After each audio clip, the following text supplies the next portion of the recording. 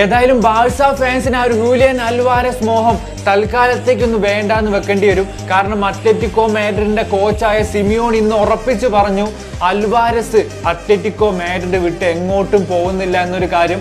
Barcelona മികച്ചൊരു ടീമിനെ ഈ ഒരു സീസണിലേക്കായിട്ട് പടുത്തുയർത്തു. പക്ഷെ ഒരു മികച്ച സ്ട്രൈക്കർ, ആ ഒരു അറ്റാക്കിംഗ് റോളിൽ ഒരു മികച്ച താരത്തിനെ കണ്ടെത്താൻ ബാഴ്സലോണ ശ്രമിച്ചുകൊണ്ടേ ഇരിക്കുകയായിരുന്നു.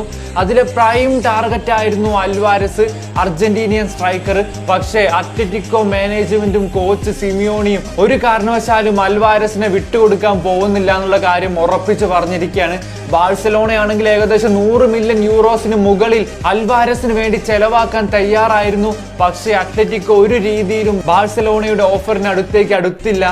ഏതായാലും ബാഴ്സ ടീമിൽ യമാലും റാഫീഞ്ഞയും ഇപ്പം പുതുതായിട്ട് സൈൻ ചെയ്ത റോഡ്രിയും പെഡ്രിയും ഡാനി ഓൾമോയും ഡിഫൻസിൽ കുബാർസി അടക്കം ഒരുപാട് മികച്ച താരങ്ങൾ ഉണ്ടെങ്കിലും അൽവാരസിനെ പോലുള്ള ഒരു സ്ട്രൈക്കർ കൂടി ആ ഒരു ടീമിൽ ഉണ്ടായിരുന്നെങ്കിൽ ബാഴ്സലോണയെ അടുത്ത സീസണിൽ പിടിച്ചു കെട്ടുക എന്ന് പറയുന്നത് അസാധ്യമായിരുന്നു. പക്ഷെ ആ ഒരു ഭാഗ്യം ഏതായാലും ബാഴ്സലോണയ്ക്ക് ഈ ഒരു സീസണിലില്ല. അൽവാരസ് ഏതായാലും ബാഴ്സയിലേക്ക് ഇല്ല എന്നുള്ള ആ ഒരു കാര്യം 100% ഉറപ്പായിരിക്കുകയാണ്.